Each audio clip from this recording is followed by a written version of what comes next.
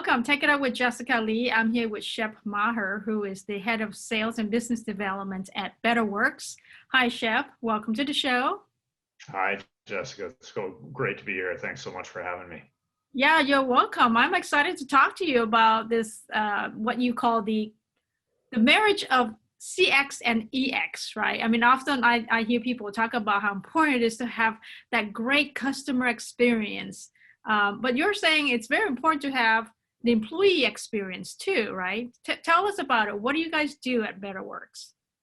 Sure. Well, at Betterworks, we're really on a mission to help companies drive better results for their company and help employees drive better results for themselves. And the way that we've gone about that, you can look at it through a couple of different lenses. One is that CX and EX lens that you mentioned, which I think is a great place to start. And companies all over the planet are striving to deliver better customer experiences. I think there's a real understanding, especially in today's day and age, that if you have great customer experiences, then customers come back, they recommend you, you get better net promoter scores, right? Good things happen, and you end up with better business results as a result of that improved CX. The challenge is, how do you actually get that? And certainly there are tools and you can buy technologies to help with your customer experience. But at the end of the day, one very, very important element that can't be overlooked is that EX drives CX. So if you deliver a great employee experience for your employees and you help them grow, that doesn't mean, by the way, like the best snacks in the break room. It's about this holistic thing that is their work experience. How engaged are they? How meaningful do they feel their work is, right? How well are they able to balance work and life, et cetera, especially in today's day and age.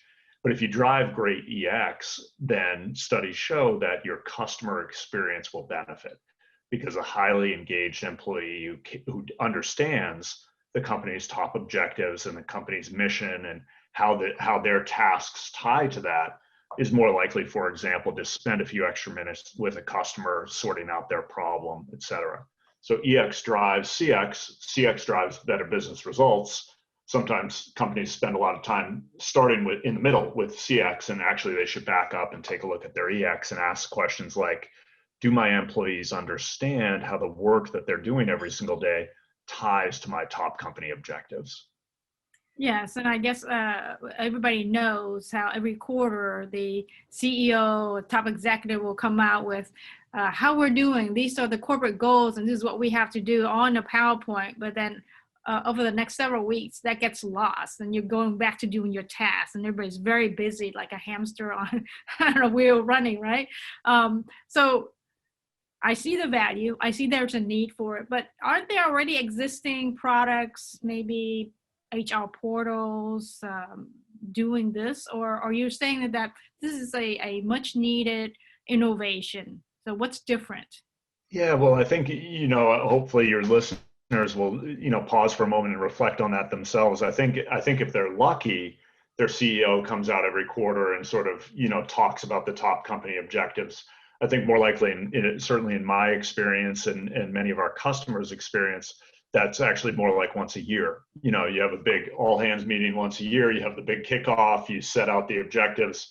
And then what happens is, you go out in the real world and life throws you a curveball, a pandemic hits or business conditions change. And all of a sudden, what was presented a few weeks ago is totally irrelevant. It gets put on the shelf and nobody ever thinks about it till the end of the year when they go, man, what were those goals we set at the beginning of the year before all this madness happened? So far and away for us, the tool that gets used the most and our biggest competitor in trying to change this is PowerPoint, email. Companies trying to do it in-house and say, we've got to communicate to our employees what our top company objectives are. We have some understanding that we should do that on a regular basis, but the software out there, if they try to do that with software, usually they end up relying on some existing tool that they're using, like maybe their HRIS. And an HRIS is not really set up for engagement, collaboration, communication. It's more a system of record. So there's some real challenges if a company says, hey, we're going to just put our goals So nobody forgets them. We're going to put them in Workday or Oracle or SuccessFactors, and they end up getting buried there because people don't check it that often. They don't rely on it as an ongoing, continuous tool. Do you see that a lot of the smaller companies that may not already have a big HRIS system, they're actually using spreadsheets maybe, that they are the ones who are really the fast adopters of this type of innovation? Yeah, it's interesting. We're very focused on the enterprise. So I think that certainly small and medium businesses historically had been challenged by a lack of HRIS systems. Now there are some really good options out there, ranging from Bamboo or a Namely. We have absolutely no objection or concern with HRIS systems. Most companies these days need one, but what their core purpose is to be that system of record. When was Jessica hired? Okay, she was promoted on this date. What's her current salary? What benefits does she have?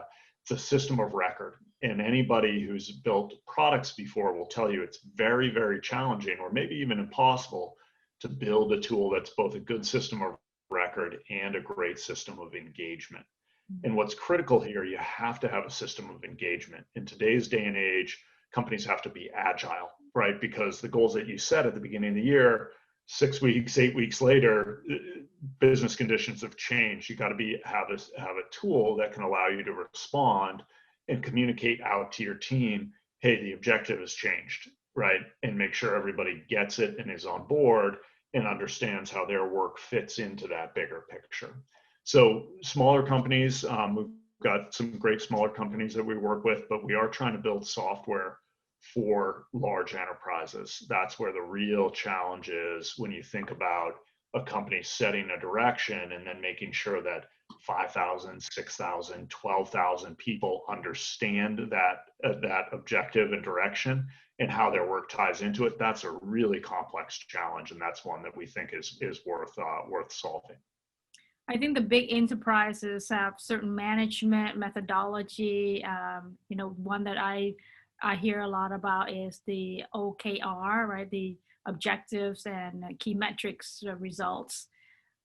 Talk to us about that, because I think at the enterprise level, I think leaders are very interested in how they can take advantage of that and do a better job at that. Yeah. Well, so OKRs are really a hot topic right now in the C-suite. And there are a few reasons for that.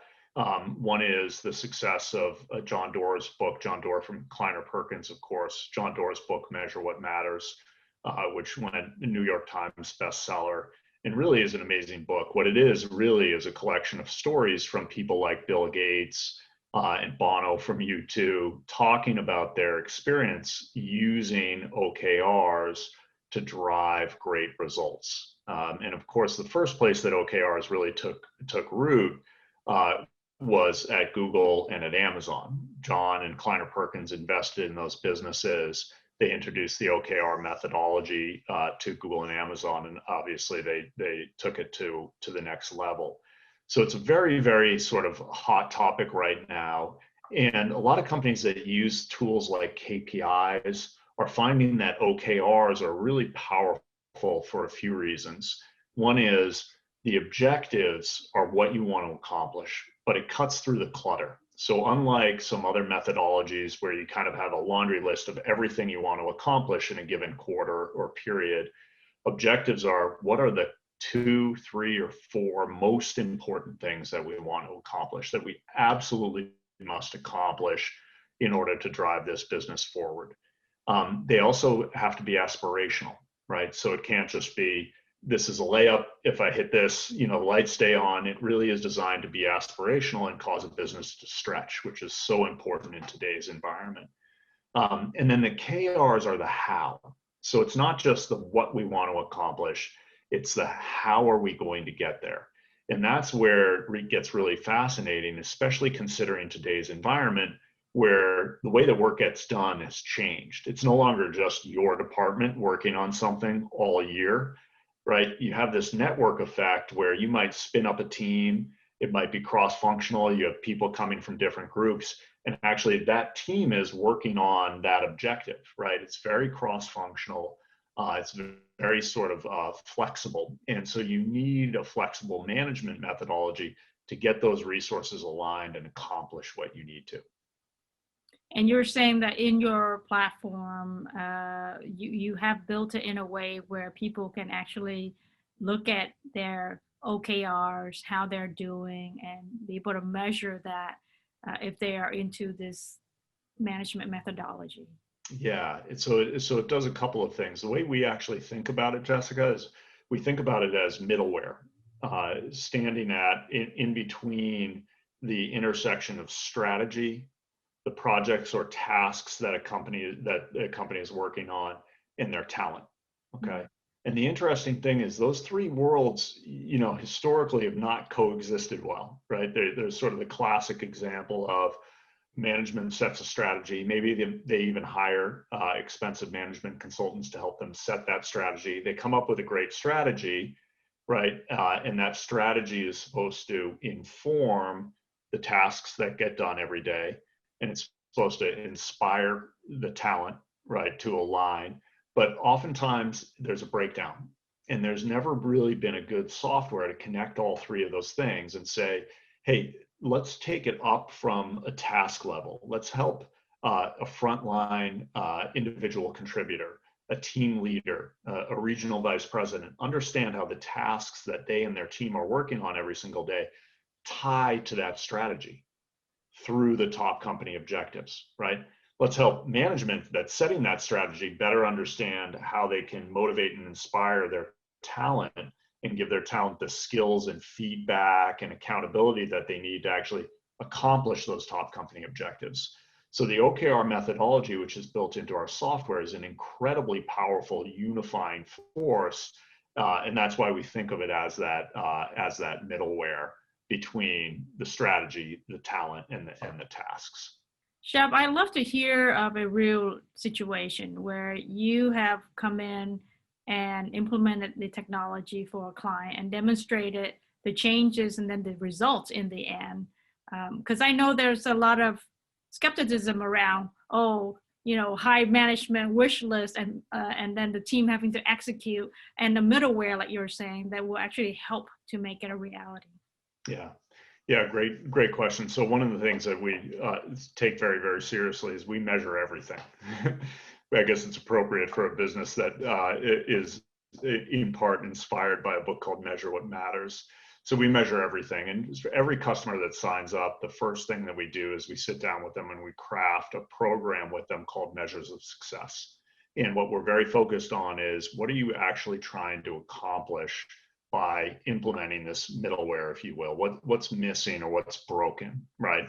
And oftentimes it's things like, hey, look, we did an employee survey and we realized that only 30% of our employees could actually even name our top company objectives, much less figure out how the work they were doing tied into that. And in other cases, it might be, hey, we've been doing goal and performance management in our HRIS. It's been an incredible burden. People view it as a chore. It's something that they begrudgingly do once a year. We really want to change that and make people embrace that and get different results for the business because of that.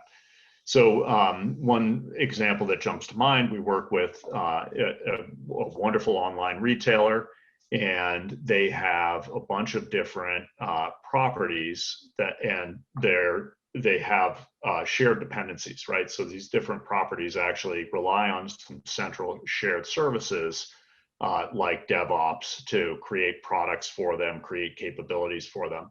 And at the end of each quarter, before implementing Betterworks, there'd be a lot of finger pointing, right?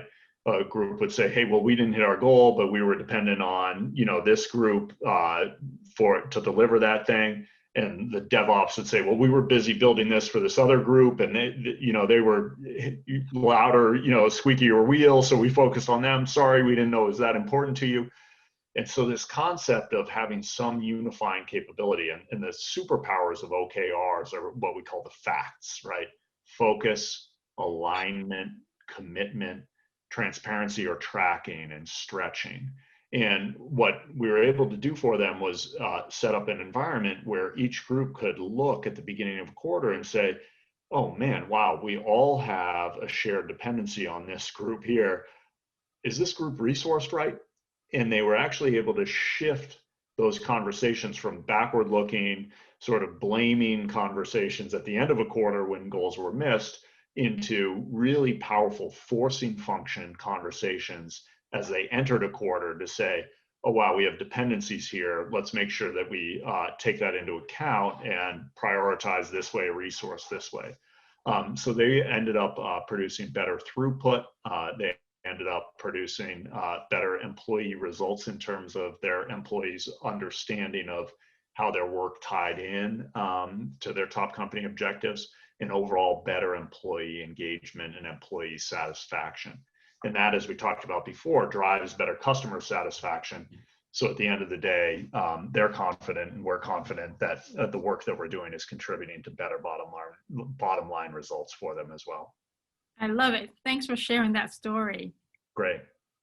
Shep, I want to say thank you so much for being on the show to talk about Betterworks. Sounds like you have a wonderful technology platform, and there is definite need in the marketplace for this. So I know you're hiring, right? We are. We are. You can check out our website, our careers page.